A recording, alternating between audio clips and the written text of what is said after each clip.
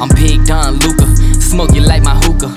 Pump fake right, then I step back in illusion. That's a boss move maneuver, billionaire entrepreneur. Mark Cuban on the viewer, put you rookies on a skewer. I stay shitting on you boys like I came up from the sewer. Used to have a lot of dollars, now I got a lot fewer. What you saying to me? I hope you save it for me. I'm about to kill the game, and I put it in my testimony.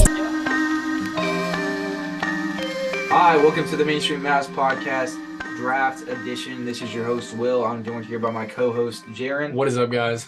We are here now after the Mavericks had probably one of the best draft nights in franchise history.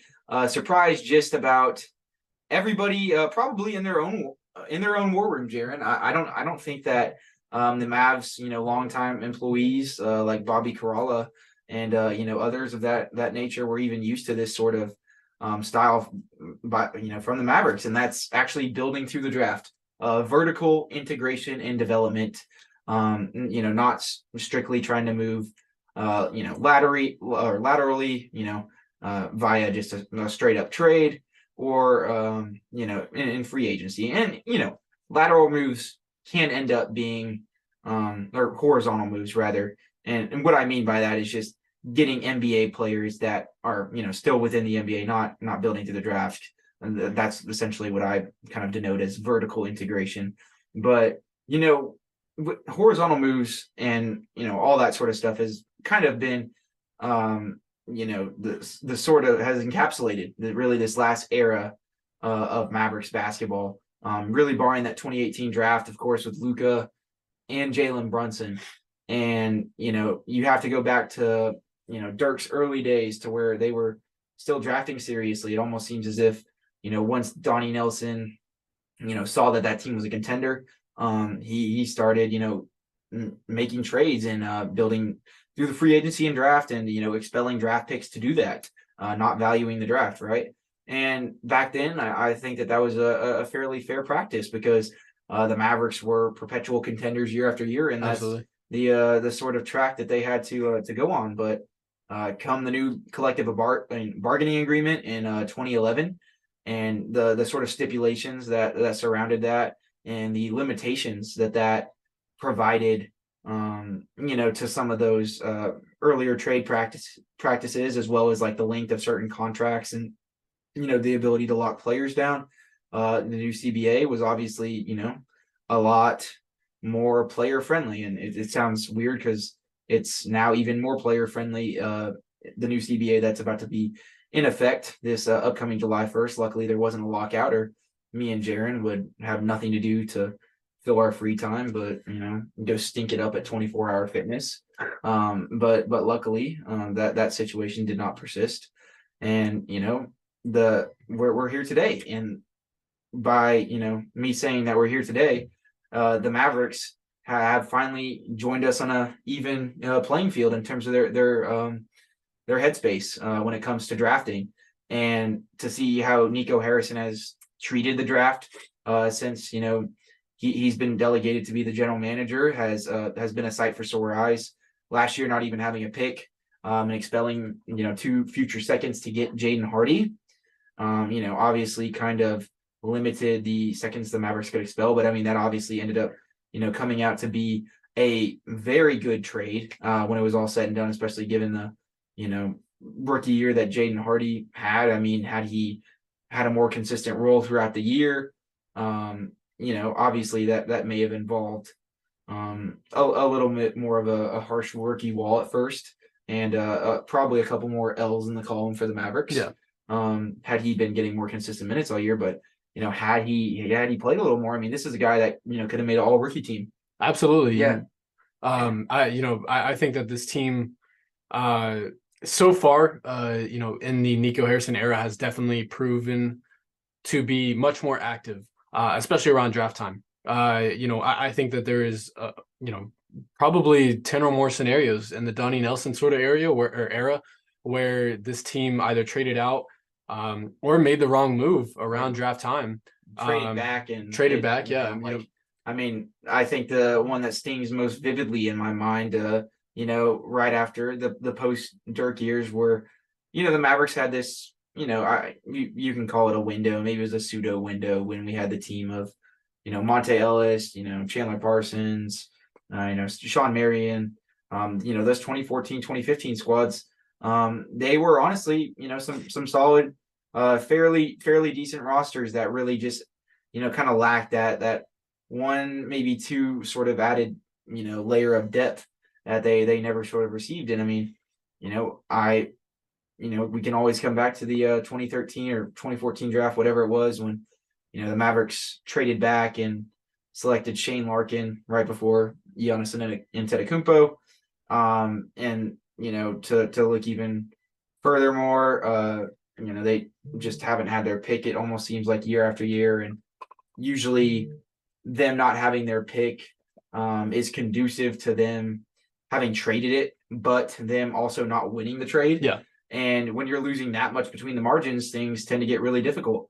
And, I do think Dallas is a relatively big market. I don't think that it's, just completely impossible to bring free agents and certain, trade targets here if they want to get here, especially with the team that, we're fielding at the moment. And, we've obviously had a bad string of luck over the years for, the DeAndre Jordan saga and some other things in free agency. But at the end of the day, the most, safe way to build a team is through the draft. And you have to and I think, to really do your due diligence as a GM, you have to, not just strictly build through the draft, not just strictly build through free agency and trades, but, have that sort of equilibrium between the three. Because even in big markets where, executives and owners can almost be spoon-fed some of these bigger names, not built, having that foundation of, having good role players on your team in the first place can obviously come back to bite you, and not, valuing the draft and, at least having some sort of developmental core there to sort of carry the torch and take, and learn from the veterans on the roster. So, that's a huge component. You do at least need to draft some. It can't be just completely neglected. And, while the Mavericks have definitely, started to improve on that aspect, like in the 2020 draft, where things kind of didn't really work out for them, Donnie Nelson's last draft. And, then of course in 2021, they didn't really have much, leniency or room to work with. They're not, owing their pick to the Knicks. But then, last year, these moves with Jaden Hardy, and then this year, we cap it off with, in a sort of triumphant fashion, where Nico Harrison had to deliver on draft night, not just, this offseason. The Mavericks, had so many holes last year that, it was paramount with this 10th pick that they benefited from the draft. Even if they traded it entirely, they had to come out of draft night specifically with a good grade. It wasn't like last year where, he didn't really have the, pressure to, interfere with him whatsoever, where he had already traded that 26 pick before the draft. And, then they chose to buy in on Jaden Hardy. There was, no sort of outside factors like that contributing.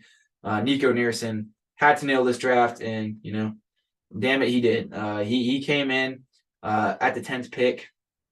Jaren and I live streamed basically the entirety of the first round. We were wanting to go the whole thing, but 3 hours with no food and like one bathroom break was a little bit more strenuous than we thought. But that's it wasn't really that bad of a situation. It just started to get a little steamy, a little just a little kind of skim around the edges, a little boring once the Mavericks didn't necessarily have anything to do, but we were still keeping up with it on our phones and still watching it. But the whole live streaming aspect and being overtly engaged in it was just it kind of fell off after the first round. But needless to say, we were as excited as ever during the live stream, but also had frantic anticipation as the picks were going up and the clock was going down from 1 to 10.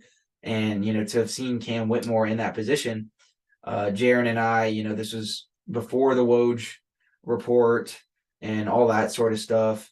We see the play from the Mavericks to trade down to number 12 and obviously offload the Bertans contract, because Oklahoma City's a team where they could take that money on, and it obviously created a trade exception for the Mavericks, and there were no other moving parts to the deal. The Mavericks essentially just moved back 2 spots to get off a contract, which in itself is honestly a really good way to get off a contract. They didn't have to attach any capital. And really, I mean, moving back 2 spots, could be something that comes back to severely haunt them years later. You just never know how this draft is going to pan out, of course. And you never know how any of these guys are going to pan out.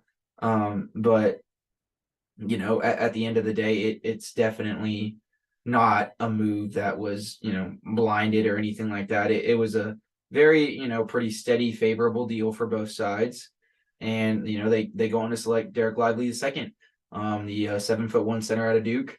You can catch our draft profile out on him because, we did our homework last year when we selected Jaden Hardy. I think we had just begun the podcast right after the draft, Right or maybe right before. No, we had technically started at draft night. Oh, and yeah. it was a big colossal failure, and then we started it, I think, 2 or 3 days after draft night.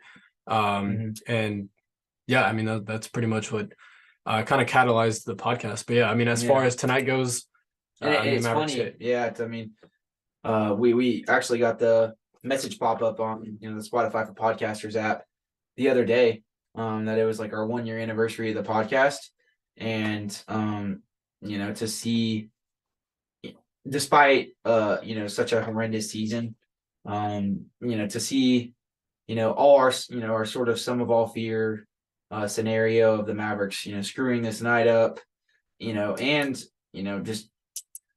just also just a much more important night than really a lot of draft nights that I can remember in terms of the weight that it holds to the franchise in the long run.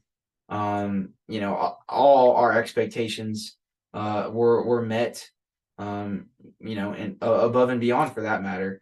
And me and Jaren were, obviously really engaged in the live stream. We appreciate any of you guys that came on to the live stream. It'll be posted. The link will be on our Twitter. You can also find it under our live streams on YouTube.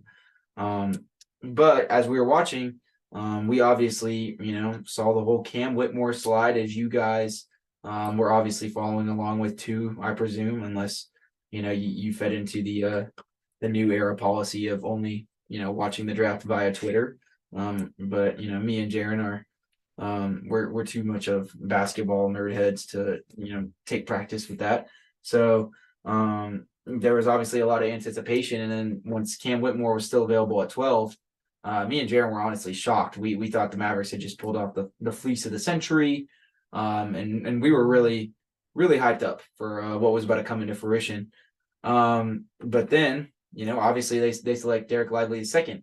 And in hindsight, it was a great choice for where they were slated. And, the fact that there wasn't really, just the fact that they were able to trade back, they may have took him slightly preemptively, compared to where he was projected, but it was still a really good trade. And, if the holdup in that Atlanta deal was Clint Capella at the end of the day instead of John Collins, and that's the reason they didn't do it, I mean, I can live with that. And it's not, John Collins is a guy I really covet, and that would be a cool scenario, but he I'm not going to say he's Christian Wood 2.0, because, I've talked on other podcasts how they definitely have slight variances in their game. And, I do think Collins is a little bit more of a surefire, sort of plug and play guy that's not going to, require as much offensive attention, if that makes any sense.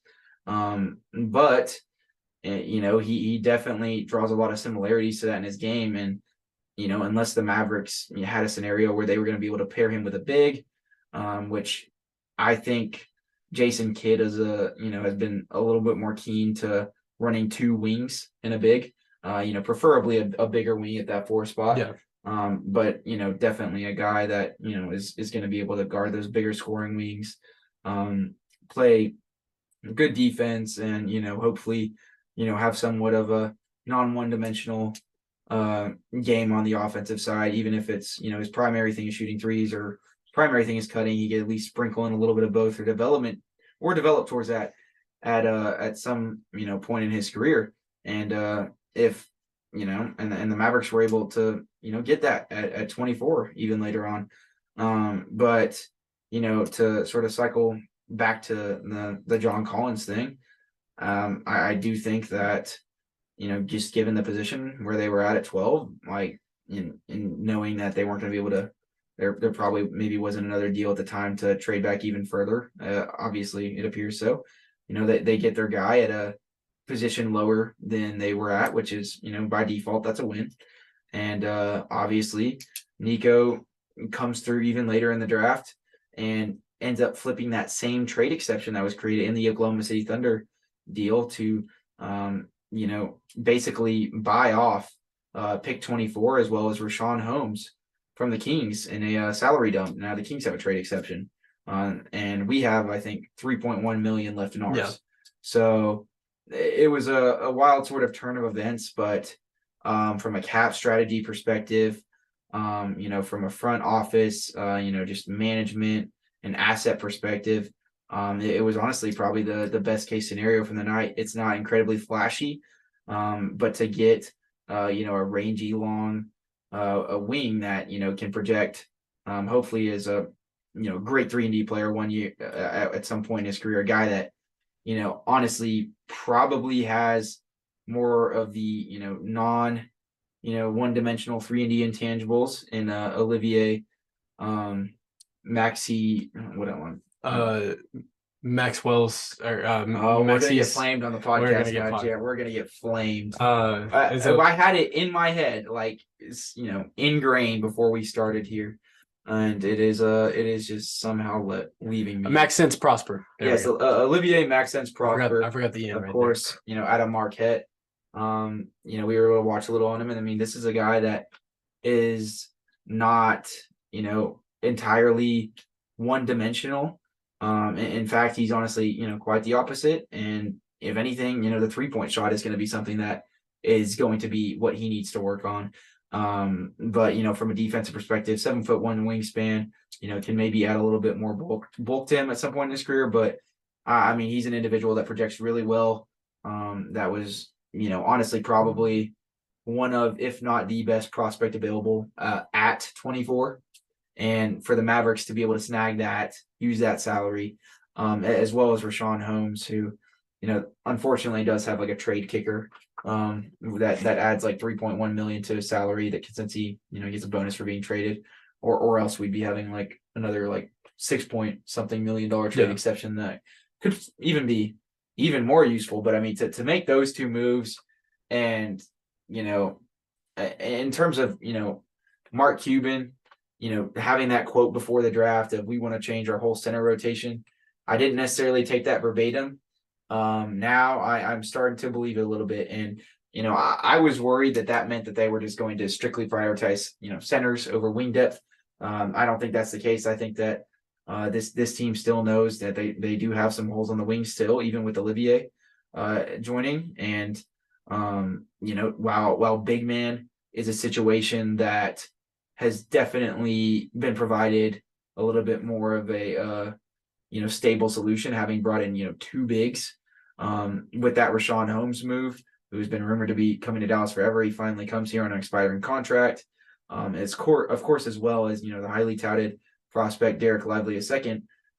Despite that, it's not like that is a completely questionless big man rotation. Yeah. They also still have a lot of excess bigs that are going to have to be likely traded elsewhere at some point. So they're just setting themselves up to be able to make even more moves as we approach the offseason, more mainstream moves. And that's what I'm essentially trying to get at here is that not only did the Mavericks have, yes, they had a pretty wildly successful draft in terms of the guys that they got, but they had, an A++ draft in terms of the asset management. Here's what the Mavericks essentially accomplished in the night, right? They get Dereck Lively, a guy that, they had been possibly coveting even at 10, 2 spots later, and get off Davis Bertans' contract. That's a huge win in itself, especially once the Cam Whitmore dust had settled and me and Jaren saw him slip a little bit more. We realized that there was probably something more than to the effect of, just his thumb injury that he had last year. Because we were honestly kind of bewildered at the Dereck Lively pick, not because we didn't like him, or not because we didn't think he'd be a good fit. We raved about him for 47 minutes. Like I said, you can go check out that podcast. But it was more so, because Cam Whitmore was just, a sort of irrefutable prospect to pass up in that range. And, once we, saw that, he continually sled, and, Woj came out and said that there were some concerns in terms of his pre-draft interviews and some of his individual workouts, things started to make a little bit more sense. And, that's when, the genius of Nico Harrison was on full display.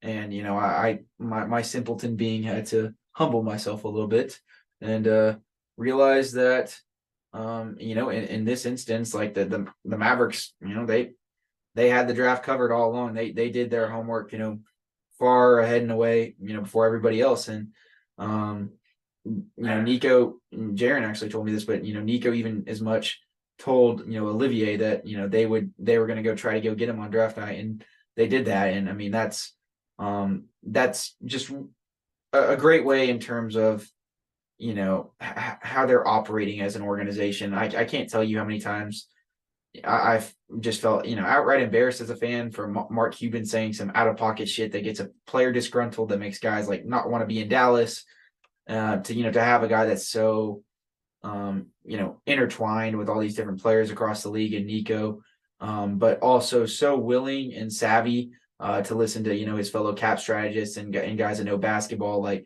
Finley. But, you can see Nico picking up stuff. The Mavericks come out of this night with, still $3.1 million left in a trade exception. They come out of this night with Dereck Lively, the second promising young center that, depending on how things go, could be a day one starter, potential all rookie candidate, just depending on how he goes. I mean, we'll talk a lot more about his potential and stuff like that, later in probably other episodes. But, they get that. They also get, Olivier-Maxence Prosper, of course, a solid, potential, pretty dynamic defensive wing there at 24 that was, probably maybe a top 5-6 wing in the class. Yeah. And they get him and Richaun Holmes to sort of shore up the center rotation. Yes, he's not the, a crazy rim protector, but he's a fairly dynamic offensive center that, maybe hasn't really got to play as much as he wanted to in Sacramento due to, their play style with Sabonis and, how up-tempo they are and the way they run things now. He is 29. He would have been, much more of a dream for the Mavericks a few years ago. I still think he can definitely be a serviceable big off the bench. He's still in the middle of his prime. He's still, like I said, he's really good in the short roll with that little push shot. He's still a guy that, at that 6'9", maybe 6'10" frame, while he is a little bit undersized as a center, he's still uber athletic. He's a dog. He chases after rebounds really hard. And, he's a guy that you can stick on some fours and have him guard on the perimeter a little bit, even some threes at some different points. And he's also, a guy that is not going to, shy away in terms of, being able to guard some of those smaller bigs one-on-one. He's a decent one-on-one defender. He's a good, rotational defender in space, just due to his size. Obviously it just, and, his lack of an insane wingspan, it obviously kind of hurts his, his rim protection and his ability to guard, some of the huger, Jokic's and Embiid's. But I mean, he can most definitely, add to the bullpen effect of the centers off the bench. And, the Mavericks make those two moves. Then they get, honestly, like one of the better undrafted free agents right after the draft. And Mike Miles Mike Miles out of and TCU, what's his and name? Jordan Walker out of Jordan UAB, Walker, who this 5'11" guard, but he's conference USA player of the year last year. Or 2 years ago. 2 years ago. Yeah. He's a guy that was perpetually dropping 30, 40 points. I think, I don't know the construct of his deal, but Mike Miles is on a 2-way deal. So, I mean, he's, unless the details of that end up, getting changed, or the Mavericks end up dropping that at some point after summer league or what have you, he's going to be a Maverick that's, going to see time up at the NBA level, as well as with the Legends this upcoming year. So, I mean, they get 3 guys total, 2 of which will have, probably, we'll see decent playing time next year. In Lively's case, significant playing time. Olivier, it's going to depend on how raw he is, how much of a stamp in the rotation he's going to be able to make. They do that, get Holmes, and on top of that, they clear cap in the Bertans move. They have 12, and they now have, the full mid-level exception, which, with the TV deals and the salary cap rising year after year, is now at a brisk $12.4 million, contrary to when we handed Reggie Bullock a few years ago, it was a little under 10. So they have that to work with in terms of having some cap space and free agency. They have around 50 some odd $50 million in cap space before re-signing Kyrie. So I don't exactly know what Kyrie's deal is going to be, but I don't even know if they can give him that much money. Yeah, I don't know. They should still have a little room to work with from that perspective. And they keep their most important asset, besides the number 10 pick, of course, in that 2027 first in their back pocket. And Tim Hardaway Jr. and Reggie Bullock and Maxi Kleber and JaVale McGee and Jaden Hardy and Josh Green. The last 2 of which I don't think that they would be really trading until they do the cash all their chips in trade, if that's going to be something that has to sort of come out of the water in a couple of years, if building a team full of good role players with a surrounding superstar or 2 is just not going to work. They have that option in their back pocket, but I mean, man, they just have a lot more flexibility right now, and they have a such an increased ability to be able to make a ton of different moves. And it's really the first time since I've been a Mavericks fan where I can say that they've had this layer of comfortability around this time of year, where they absolutely nailed the draft, and there's still much more to do, and they can still get much better, and they set themselves up in a position to where they can honestly make a couple more moves. And I think even they anticipated. I think the Maverick, and in my head, I was thinking this team was, going to have an offseason of maybe 3 moves, essentially, between their pick, and whatever they did with that, and then, maybe another trade or 2. But I mean, hell, like they already had 2 moves on draft night. I think that they're poised at least to make a few more. It's an exciting time to be a fan. Obviously, we're going to have to see how all this translates to, the court as we come up this next year, and that's going to dictate whether or not any of this actually even matters, because it is a draft at the end of the day, and we don't know exactly what could happen. But I mean, man, what a hell of a way to start the 2023-2024 season, Jaren. I obviously kind of just got off everything that I need to say in the entire podcast. This obviously is one where I don't think an intro is necessarily necessary at this point. But Jaren, I kind of just spoke amongst an open forum in regards to my excitement here today. The floor is yours, my man. Yeah, I mean, you definitely went off for quite a while, and I mean, similar to Will, we share the same sort of sentiment as far as these moves go. As you said before, Nico Harrison, he knew that he needed to come in tonight, make some notable moves, and as far as I can see, those notable moves happened. 2 moves happening as of June 22nd, draft night, and he tweeted, or not tweeted, but I believe it was who was it? Someone tweeted, notable tweet, Brad Townsend. Brad Townsend tweeted that they weren't done. Nico Harrison was ready to make more moves. This is after the draft night, in the after first game night. presser. Yeah, and he said, we're not done, we're making more moves, and that's only motivating. No, he said said we're not done. This is just the beginning. Yeah, that is. We've heard the cliche "we're not done" quote from Donnie Nelson, but this one feels different. Nah, I mean, never has he thrown in this is just the beginning. Yeah, this is just no. I mean, you gotta have another added layer of certainty to say that, because if he doesn't come through with some shit for the fan base, yeah, I didn't mean it like that, but if he doesn't come through in at least making more moves for the fan base, that he's basically just setting himself up to be a scapegoat. Yeah, absolutely. So I mean, like, he is very adamant that he knew that this team was multiple moves away. Hell, I think Nico may think that the Mavericks are more moves away than we do, Jaren. We thought maybe 3 or 4. I mean, they're poised to be able to potentially make in total this offseason maybe 5 moves, just depending on how. I definitely at least see another trade. There's no way that, at least in my opinion, that they head into training camp with that conglomerate and logjam at the center position with Maxey, JaVale, Dwight on a minimum, I guess. Yeah. Dereck Lively, and then Richaun Holmes. I mean, that's just too many bodies that are unnecessary in the modern NBA, especially when some of those guys aren't all too dissimilar in their play style. And he also probably recognizes that he's going to have to trade some of that up.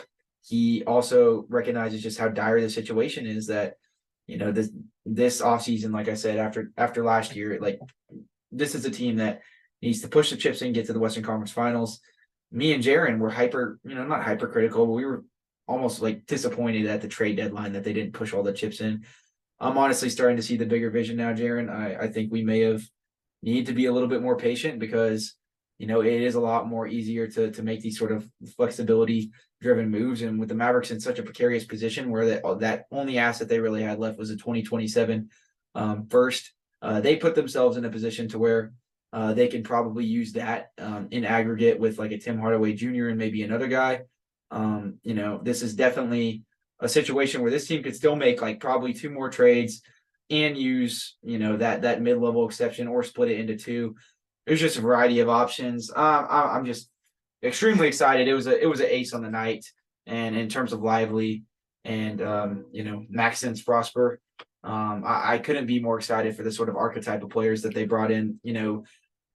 This is a very deep draft. There's a lot of guys that I loved in this draft.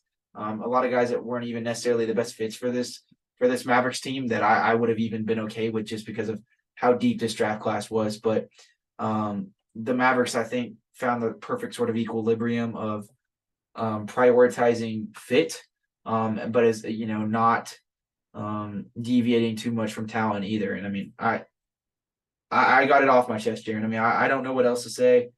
I'm just happy as fuck. Let's fucking go.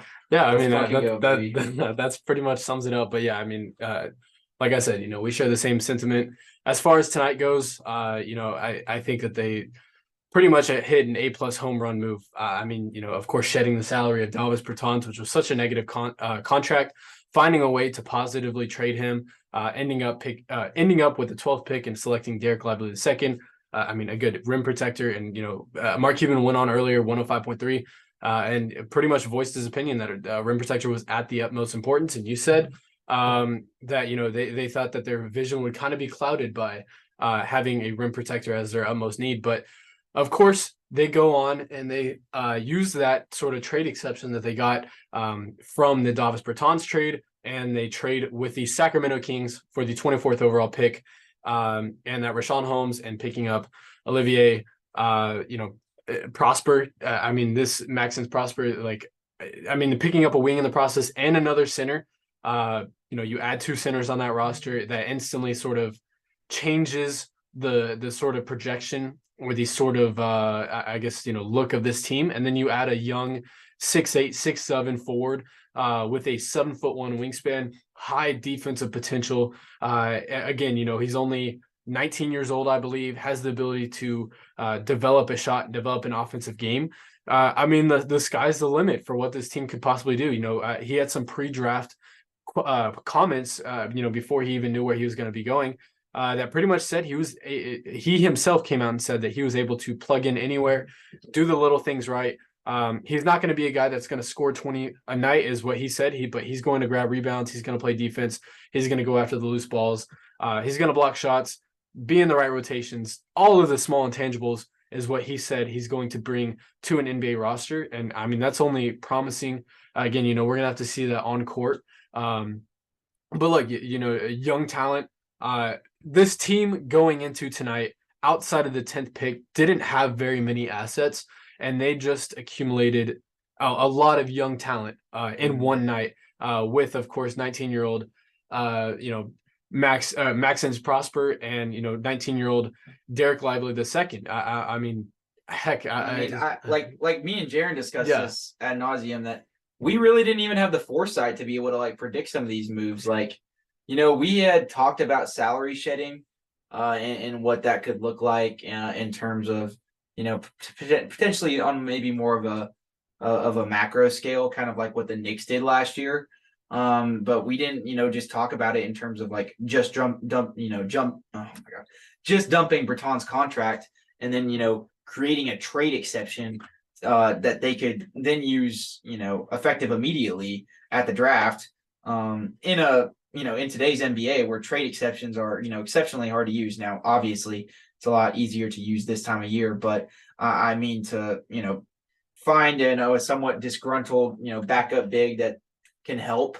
That's a rarity in itself, because there's not a lot of disgruntled backup bigs that can help, because they're disgruntled and backups for, a reason. Yeah. In Richaun Holmes' case, he's not the, cure-all to any of this, and, he'll probably come off the bench, but I mean, he definitely provides a certain skill set, and I mean, he can definitely be resourceful. He's on an expiring contract, and, if he does somewhat productive and they need another chip, they can always look to move him at the deadline.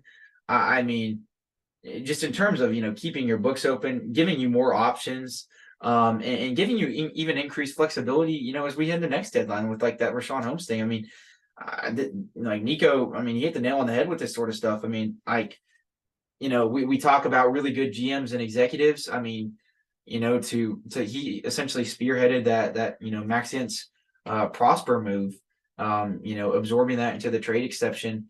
And, it's just really readily impressive to be able to accomplish, those two moves and the way in which they work together.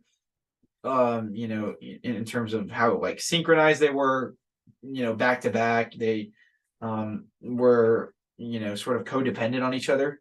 And I don't know, it's just a beautiful, thing how he was able to operate on draft night. It's, for a guy that I think a lot of us had a lot of skepticism of, coming in, not knowing much about this Nike, shoe sales guy, barring the fact that he had really good relationships with players.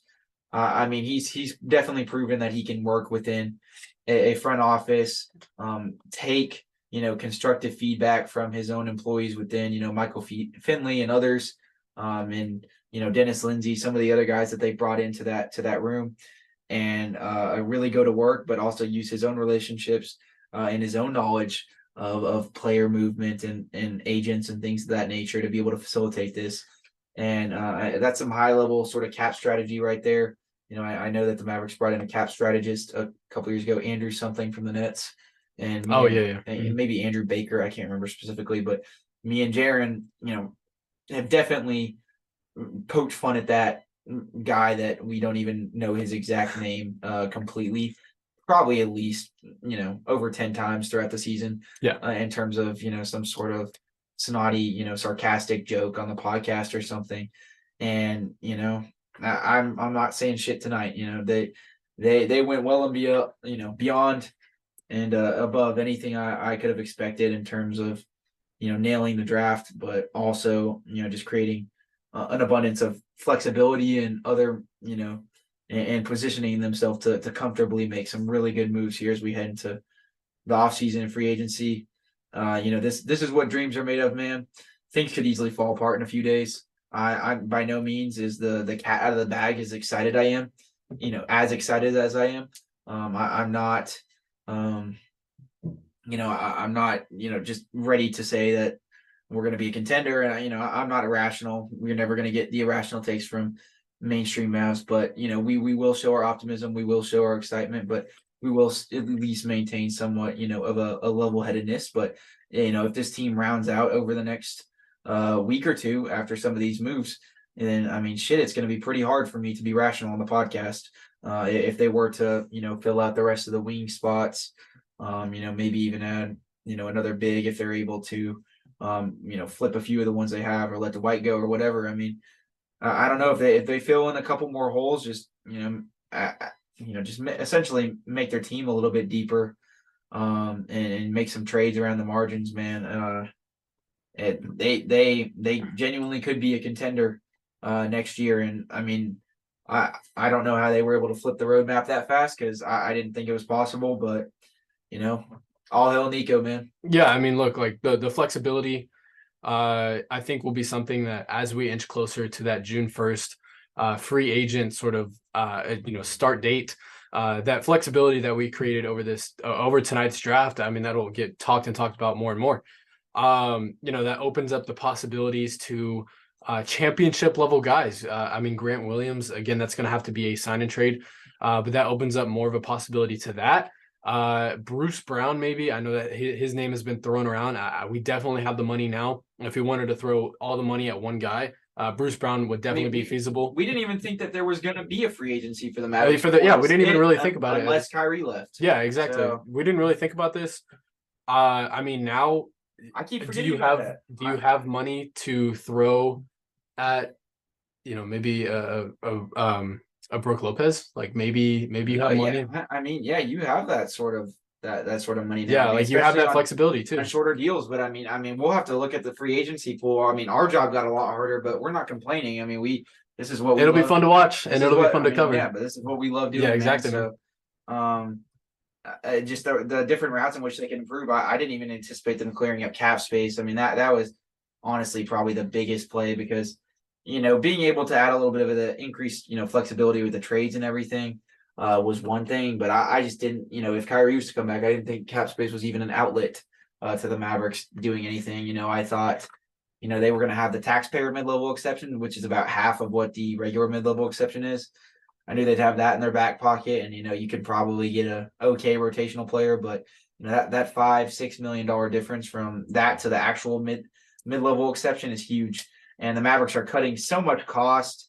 In this instance, they're going to be operating under the tax when this is all said and done, in all likelihood, and unless they do some weird shit with some of these trades, something that was definitely, probably expected, but for the caliber of roster that they are building here, that, they were able to position themselves in, if they're able to come out of the back half of this thing, after free agency, after, making these trades, and they're presumably in position to still be, under the cap, only, with of course the mid-level that they use. I mean, it just doesn't get too much better than that. I mean, getting off that Bertans contract was huge. It was one of the biggest, sort of albatrosses, not just in the NBA, but in pro sports. Probably. Yeah, I wasn't even. I was going. I was initially going to say not just on the Mavericks, but in the NBA. But I accidentally said the NBA first, so I was like, I gotta add some hyperbole to this. How bad the Bertans contract is, but regardless, I mean, the getting off that, especially with I think he still had another year left or two or whatever. I mean that's $16 million of dead money off your books, and I mean now you can prioritize youth. The Mavericks are going to have so many guys on rookie deals now, like just making jack shit, and then they'll all have the ability to just go over the cap in a few years and ride out into the sunset like the Warriors, start a dynasty, just start paying the brigade for everybody, but it doesn't matter because you're making it back by winning the championship every year. But is that going to happen? Jaren, we're in fantasy land. We're in fantasy land. Okay, yeah. we're in our head. We're in our head. Okay, I'll let it ride out. Keep going. My bad for ruining it. My bad. No, it's okay. But like in all seriousness, though, they have set themselves up in a position to in this new instance, right, where they can, bridge the gap from the veteran players that are with Luka right now to some of these younger players that they're developing with Jaden Hardy, Olivier, Dereck Lively, Josh Green. I mean, that's a sort of pseudo young core in itself. That's 5 individuals right there that can fill out a starting lineup. That are young. Yeah, and I mean, positionally, they all project very well together in the future too. I mean, this is a, if I could just live on the day of June 23rd before the season actually starts and my hopes get let down, I would stay here for quite some time, Jaren, because, this is, I'm not trying to jinx the Mavericks or anything, man, but I mean, I've definitely closed out a sentence saying this like 5 times now, but I mean, this is like, I couldn't even have imagined draft night going this well. I genuinely didn't even think that we would be looking at a position like this. Absolutely. And I think that I do think that we'll probably have a podcast tomorrow dissecting everything a little bit more thoroughly, rather than just off the top of the dome like we're going right now. But to preface that, we weren't going to, necessarily get into the actual skill set of some of these guys. Yeah. Obviously, we talked about Olivier, and we'll talk more about Dereck Lively's role in the Mavericks. Olivier, Maxence Prosper, or I guess we just need to start calling him Omax because that he's already long name denoted that on Twitter. So in his instance, we'll do a whole profile for him, as well as talking about his expected role. For Lively, we'll definitely have a lot of podcasts over him over the summer and stuff, and involving him. But admittedly, we already just did a huge profile on him literally like 2-3 days ago. So we're going to be plugging that heavily for you guys to go listen to. I'll definitely repost that link for you guys to go listen to the Dereck Lively player profile. So, we got that up, of course, and we'll be dissecting, his fit more. That's something that we didn't necessarily get into heavily with any of the draft profiles we did. I mean, yeah, just, man, it's a great day in mainstream Mavs Dome, Jaren. And, obviously, I was kind of talking in, hyperbole, making this out to be some sort of Cinderella story in a couple of years. But I mean, in all seriousness, even if this like doesn't pan out in the long run, you got to give it to Nico for what he did tonight. Cause, even if this shit doesn't work out, I'm not even gonna fault him at that point. It was not his fault. Yeah, I mean, he did everything. I think he did everything he could. I mean, like I said, we could be looking at this draft night in a few years from now, shaking our head. But look, the moves were right. I mean, to me, of course, getting Dereck Lively, Richaun Holmes, and Omax in the process is a huge plus. But shedding that contract, in my opinion, is one of the bigger non-talked about. Just the fact that it created space, so much flexibility. I mean, there's so much possibility now. Going forward with this summer. So because we thought that any sort of move involving Bertans was going to be something where we were taking a player back to where we wouldn't, had that been the instance, the Mavericks would still be, stuck, kind of, right-ish above the tax, if they were to re-sign Kyrie, and they wouldn't have the mid-level exception that just have the taxpayer. So I mean, for them to just get off that completely, literally, and still get the, now in hindsight, I can honestly probably say that they would have took Dereck Lively at 10.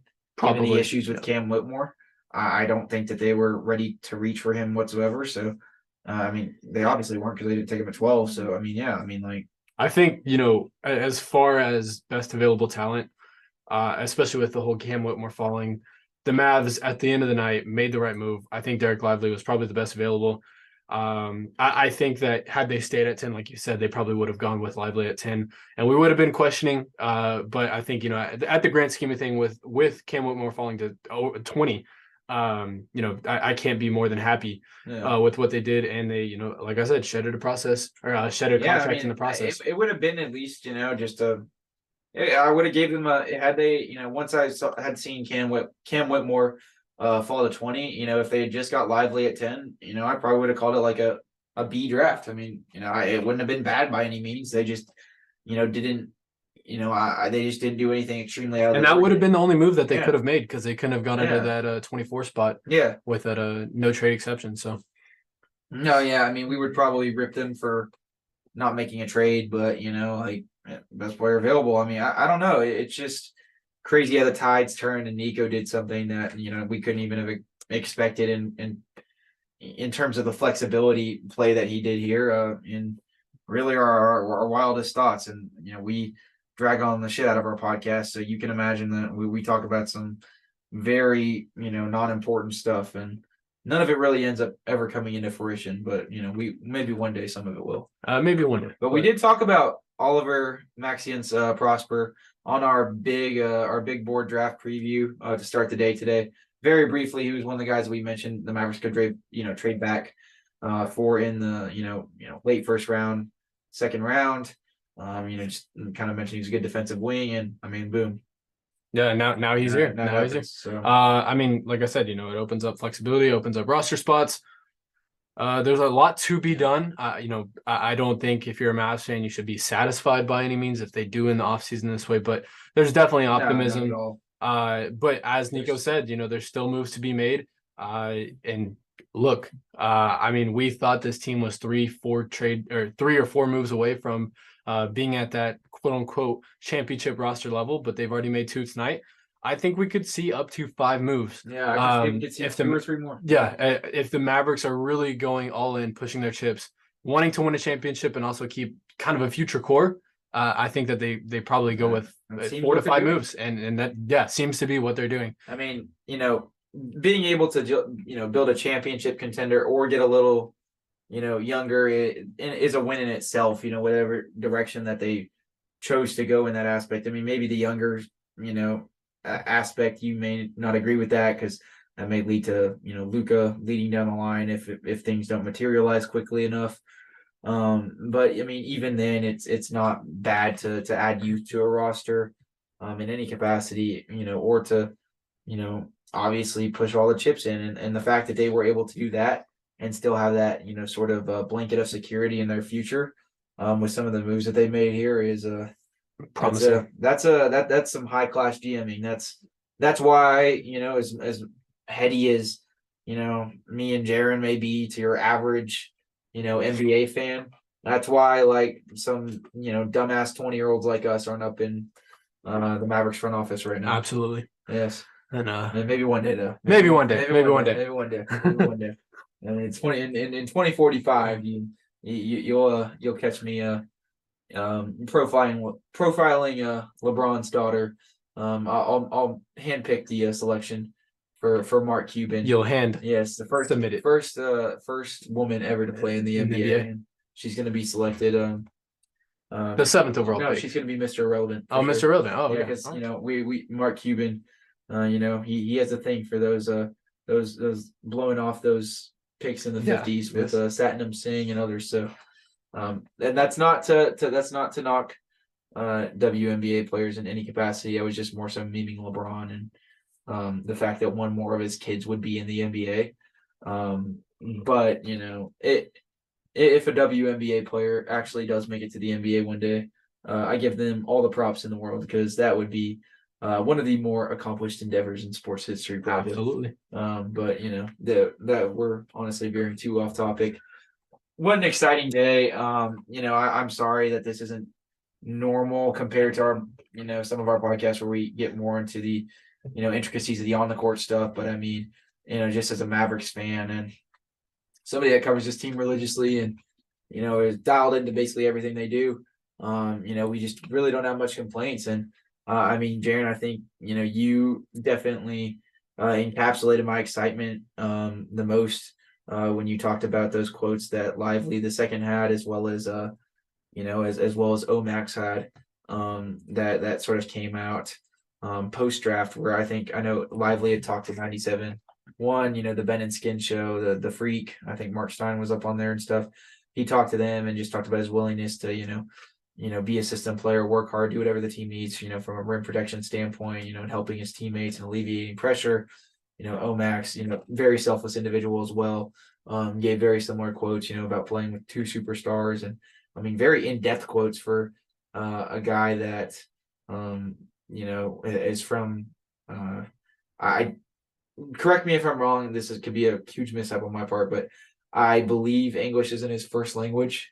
I'm not sure. It might be French, but I know he's French. Canadian. Yeah, he's so Canadian. It'd be French Canadian. I only assume that due to the French accent. He does have a little bit of an Yeah. accent. So But I mean that could not be the case whatsoever. I don't know, but he went fully in depth on some of those answers. I was wildly impressed just from any young player from that perspective, even if he's not even inhibited by a language barrier or anything. I mean, he talked a lot about how the guys his age have a tendency to just want to be that guy, but he's just so willing to come in and work and play within the system and earn his stripes. I mean, I don't know, man. I'm getting some huge I'm getting some Aminu vibes, but almost like a more like driven sort of Aminu version. And I mean, obviously the Tyson Chandler comparisons are already starting with Dereck Lively. Yeah. I mean, that's the archetype. that is the archetype that we need. I mean, that's me and Jaren talked about that. I mean, that is like what he projects to be if everything turns out, but potentially even with a jump shot, if that's something that ends up coming into fruition. But that's probably definitely not a day one thing. But Tyson Chandler tweeted at him. I don't know if you saw that. I didn't see the full tweet, but he tweeted at him. He said something along the lines of like, "Let's get to work." I know Tyson's been doing some player developmental stuff for the Mavericks, kind of in and out, and especially at that G League level. So, and I mean, I wouldn't be surprised if he gets added onto the Mavericks main staff next year as an assistant coach, especially with a young big like Lively now. I mean, it would be the perfect. That actually would be the perfect dynamic coach-player duo. I mean, he's literally, essentially young Tyson if things do end up panning out. And by no means am I, comparing him to Tyson on the aspect of how good he is, because he has a lot of work to do to get to that level, to say the least, on a consistent basis, to be the championship, center anchor on a title team, of course. But I mean, this is just a huge win overall, man. And like I said, I just wanted to, end off on, what those guys had said, because, not only did the Mavericks, get players that are talented and they perceive are going to come in and, work hard for them. But, also are, so skilled and things of that nature. They also have some extremely high character guys. Definitely guys that'll be great locker room guys, not cocky whatsoever, extremely humble, and guys that just are itching to get in there and get better at basketball. And to find that combination of personalities as well as skill is a rarity. I mean, you don't have guys that are usually that humble, that good in the community, that kind of fall into your lap like that. So it's going to be a fun night at the mainstream Mavs setup here afterwards, is all I'm going to say. Yeah, no, for sure. Look, I mean, I think that probably wraps it up, but yeah, fun night, fun draft night. Definitely one of the more active, favorable, fun draft nights in a very long time. And yeah, I mean, I'm excited for the future. I'm excited for free agency to start on July 1st. Yes. I'm excited to see what the Mavericks could possibly do whenever rounding out this roster. Yes. No, there's a lot to be excited for. And we're going to be back tomorrow. I mean, I'm happy the draft was a little earlier in hindsight, Jaren, because it gives us a little more of a, sort of leeway to, kind of get some of these podcasts out as we approach July 1st. Because had it been like last year, I think, where it was like June 26th, that would have been a real quick turnaround, and that would have been kind of hard to pull off. But we definitely have some time to get into some other podcasts that we'd like to do. I mean, shit, we're probably going to be podcasting damn near every day till free agency, probably till the climax is over.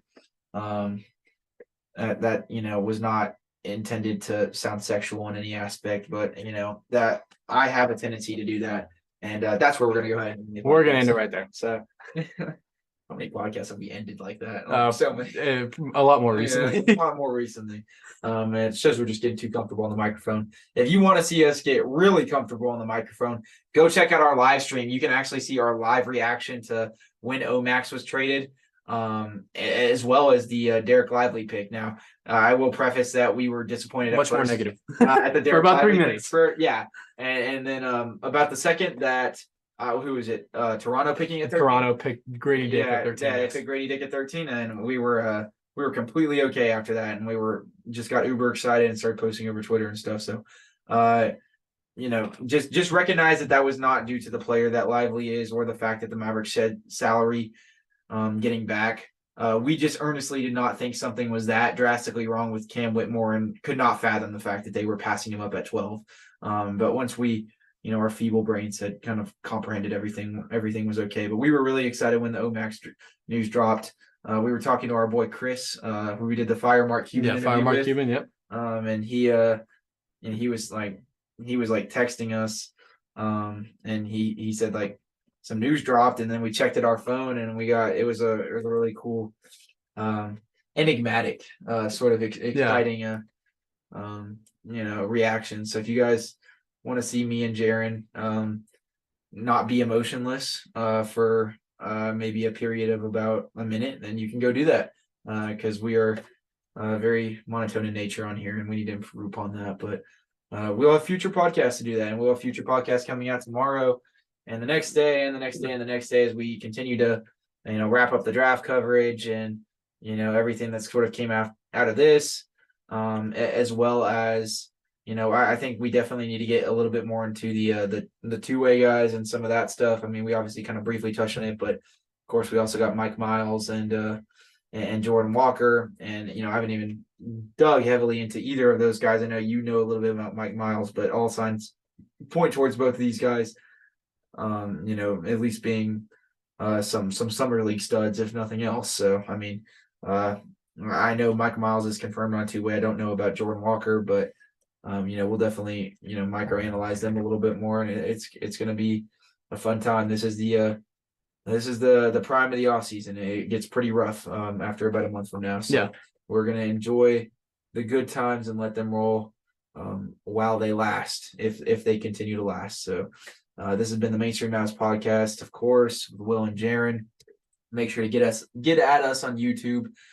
We posted like a quadrillion podcasts over the last few days, and probably will over the next few days. This one will be up there, of course, as well. But you can also go to our live stream section on YouTube under the live, and you can rewatch our live stream. It's a whole like 3 hours, so you would have to have a lot of free time to watch all of that. I don't know how much I would recommend that, but kind of maybe skip past the beginning where before the draft starts, and once you get to the the sort of cream of the crop, we had some pretty good draft discussions, not just about the Mavericks, but about the whole NBA. And that one, it was something that we kind of plan to expand upon in the future, do more of those, when the timing is right. Obviously, due to our, Twitter going down and everything, we didn't have as large of an audience as we wanted to in there, but we have plans on getting that much bigger in the future. So it was definitely a good startup, and we enjoyed interacting with those of you guys who joined when you did. Also, make sure to get at us on Apple Podcasts and Spotify. We're virtually anywhere where you get podcasts, whether it be Amazon Music, Google Podcasts. We're on almost any podcast platform. But if you are going to subscribe to us or turn on post notifications for our podcast on wherever you're listening, make sure you also give us a 5-star review or just rate us 5 stars, whatever. However you can show love, if you do feel so inclined, we really appreciate it. It helps us out a lot. And any positive feedback or negative feedback or reciprocity on some things we should do, just let us know. We're open to it all. And also make sure to, of course, follow the Twitter where all these things will be posted. It's a revolving cycle of Mainstream Mavs content just getting uploaded on there every day. So at Mainstream 214, follow us on the Twitter. And with that being said, this has been our sort of reaction to the Mavericks 2023 NBA draft. Jaren, we're going to end off the podcast on a grade. What's your grade for the day? We'll go with A+ because they set themselves up. I know I already said it in the podcast, but A+. And my hairline, my haircut today, we'll give that maybe we'll say just maybe an A-, maybe a B+. A little less of the Mavericks train that we saw today. So yes, it's looking good, but not as good as the Mavericks. So. No, yeah. It definitely. If I perhaps maybe cut up a Dirk silhouette in the back, there you or go. Something of that. You got the 98 draft Dirk haircut right now. So, oh geez, and I mean, not a bad look by any means, but Oh. it could use some work. No, I'm just playing. It's honestly not that bad. We'll see you guys in the next one. Bye.